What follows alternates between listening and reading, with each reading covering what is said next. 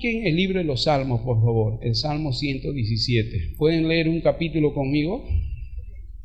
Leemos todo este capítulo, ¿ok? Todo el capítulo. No se vayan a asustar. Todo un capítulo vamos a leer. ¿Puede ser, Pastor Walter, o no? Todo un capítulo. No dije Salmo 119, dije Salmo 117. ¿Ok? O quieren leer 176 versículos. Bueno, Salmo 117 dice: alabad a Jehová, naciones todas. Muy bien, hasta lo cantamos también, pero dice así: alabad a Jehová, naciones todas. Pueblos todos, ¿qué dice? Alabadle. Ok. Este primer verso me anima a hacer una pregunta, pero primero deseo orar. Oramos. Padre, te bendecimos y muchas gracias por haberme permitido compartir con mis hermanos lo que tú vienes haciendo por allá, Señor, en el SEMI. Eres tú el dueño de todo lo que acontece en nuestras vidas, Dios, y si algo sucede solamente por tu inmensa misericordia. Somos siervos inútiles, somos llamados a hacer lo que tú deseas que hagamos.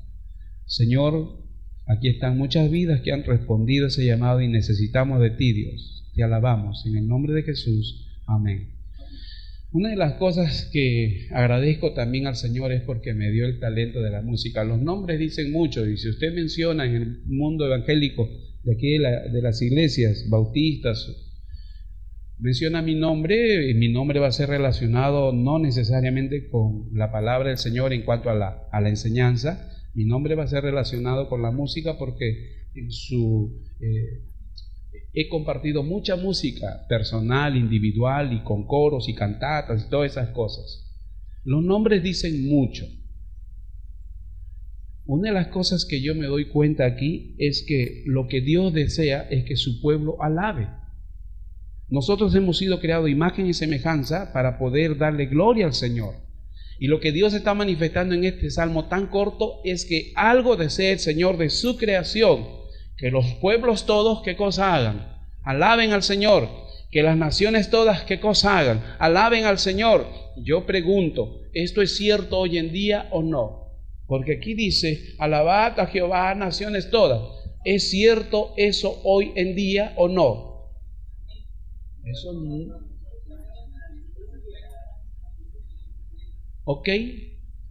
Y Dios está esperando que nosotros como iglesia podamos dar a conocer a este mundo la existencia de un Dios único, de un Dios soberano, porque el deseo de Dios es que algún día todas las naciones, todos los pueblos alaben al Señor. Hoy en día este texto no es cierto, porque mientras estamos aquí sentaditos, en otros lugares están persiguiendo a los cristianos, los están matando. Entonces, todavía no es cierto este texto. Algún día, más adelante, pero sí conocemos lo que dice Pedro, ¿no? Dios es paciente para con nosotros, ¿qué dice? No queriendo que ninguno perezca. ¿Qué es lo que Dios quiere? Que su pueblo le alabe, que las naciones alaben. Dios no quiere que el mundo, que la humanidad perezca. Lo que Dios quiere es que el pueblo, las naciones, se procedan al arrepentimiento y puedan arrepentirse y así alabar su nombre. Eso es lo que Dios desea.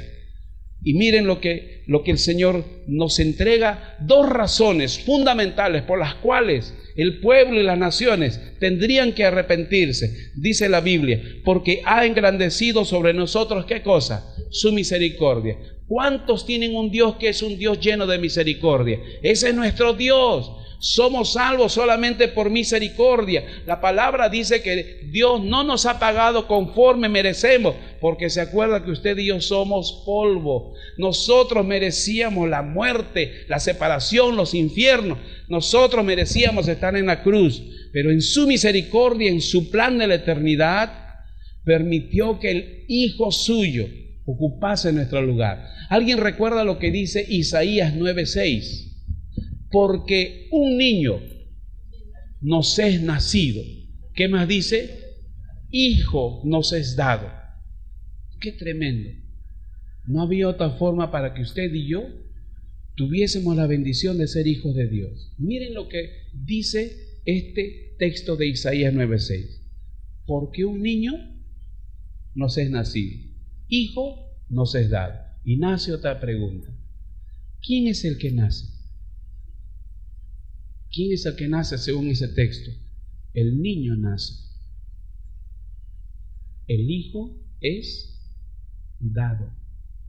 Porque el hijo existía por toda la eternidad. Pero el hijo, para cumplir el plan de la eternidad, tenía que nacer, tenía que encarnarse.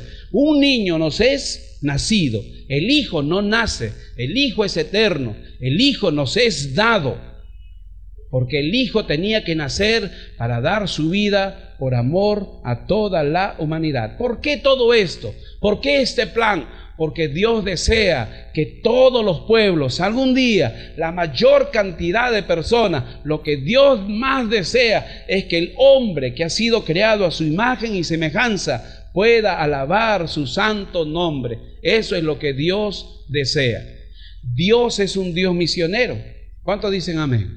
Dios es un Dios misionero. ¿Y qué cosa es misiones? Yo las pocas veces o las veces que he estado por acá, siempre somos influenciados con temas misioneros. Nos están hablando de misiones y misiones. Y yo pregunto, ¿qué es misiones? A veces hemos reducido el concepto de misiones, que solamente es un privilegio de aquellos que van y salen de la iglesia y se van a otro lugar. Ellos son los misioneros. ¿Qué cosa es misiones?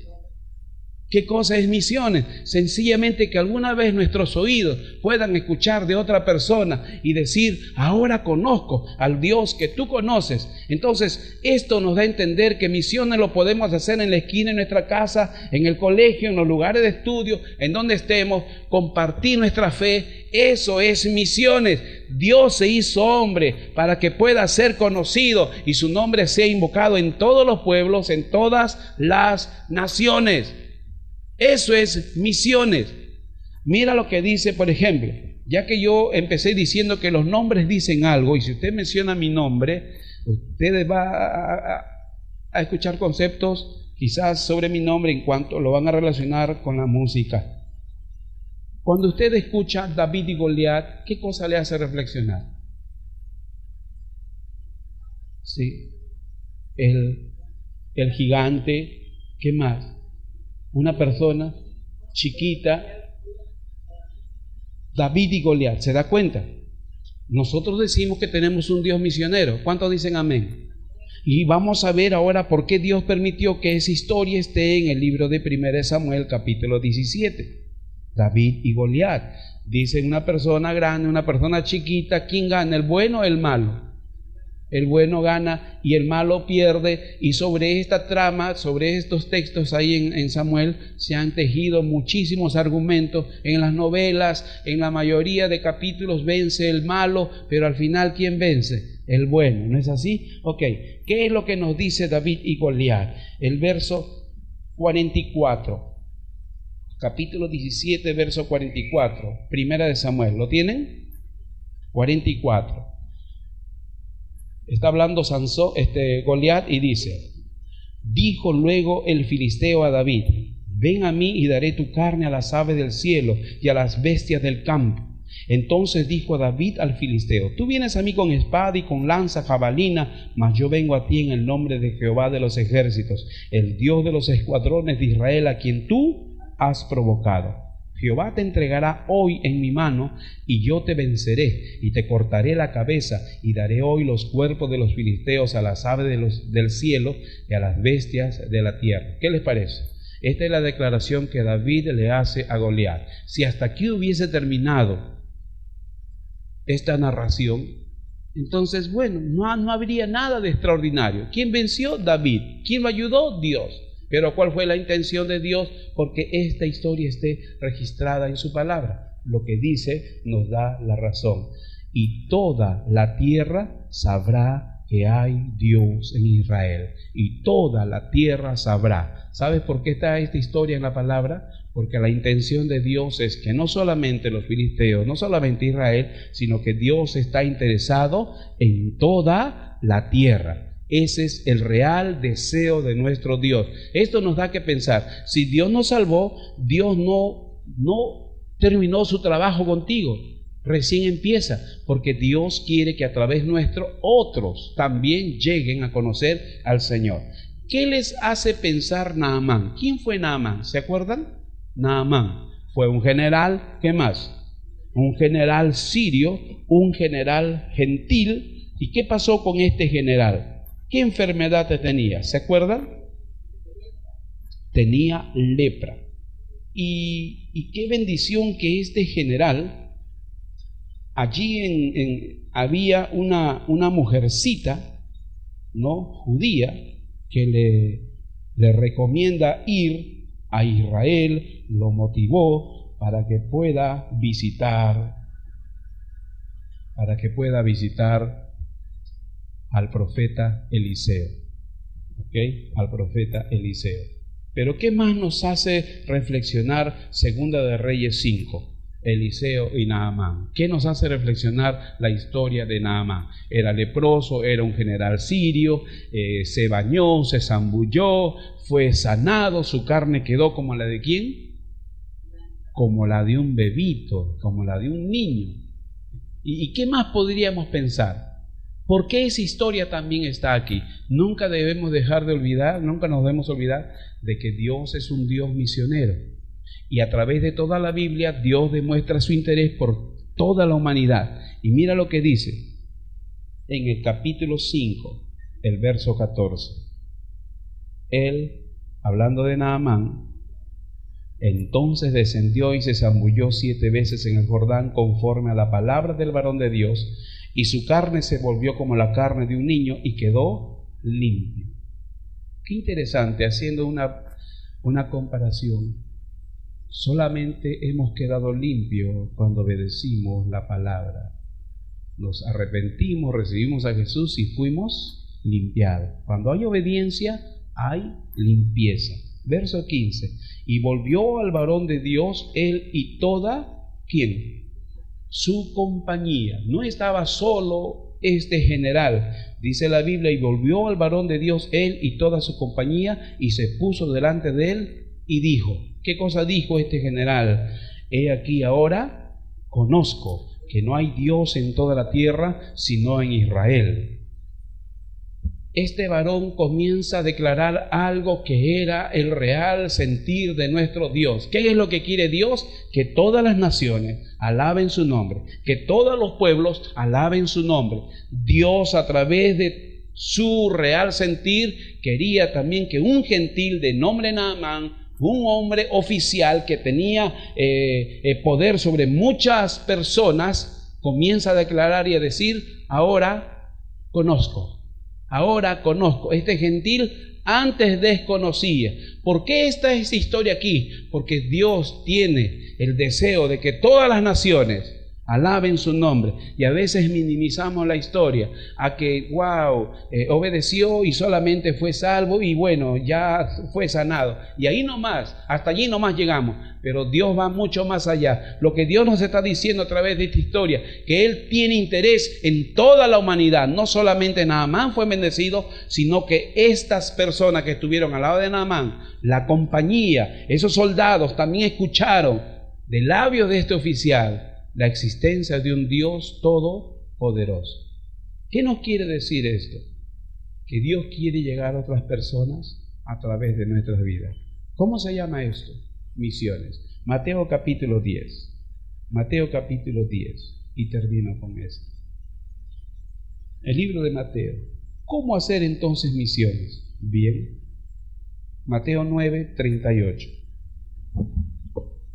Mateo 9:38. Dice así: rogad pues al Señor de la mies que envíe obreros a su mies. ¿Qué es lo que tenemos que hacer como iglesia? Rogar, ¿ok?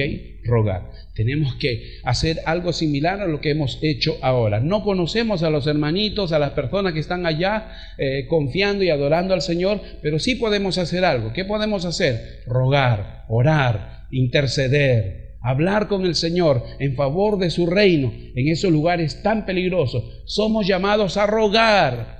¿Qué más dice el capítulo 10, verso 6?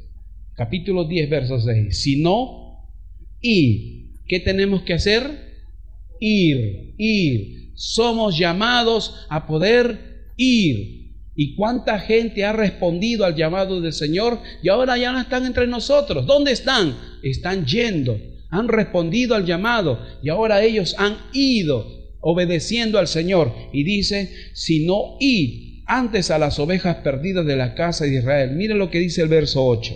No solamente somos llamados a rogar, no solamente somos llamados a ir. Mira lo que dice el verso 8. Sanad enfermos, limpiad leprosos, resucitad muertos, echad fuera demonios. De gracia recibisteis, ¿qué dice? Dad de gracias, dad de gracias. ¿Cómo hacemos la obra misionera? Rogando, yendo. Y si no vamos, damos. En resumidas cuentas, misiones podemos hacer con ritmo. Rogar, ir o dar. Y ahí está el ritmo. Amén. Rogar, ir o dar. Dad de gracias. Porque de gracia hemos recibido. Vamos a orar. Padre, te bendecimos. Y muchas gracias, Dios, por la tremenda bendición que nos concedes de participar en la obra tuya. Queremos hacerlo no con nuestras habilidades personales, sino buscando tu rostro. Recordamos cuando llamaste a los 12 para enviarlos a enseñar y predicar. Pero antes que ellos puedan enseñar y predicar, tú les dijiste que estuviesen contigo. Es necesario estar primeramente contigo, Dios, porque en tu presencia hay poder. Luego de allí podemos hacer todas las cosas que tú nos mandas, pero es preciso estar en tu presencia. Gracias por este tiempo en que nos has hecho recordar el real interés tuyo por toda la humanidad y la forma como hemos de participar en ella. Te bendecimos por lo que tú eres, en el nombre de Jesús. Amén.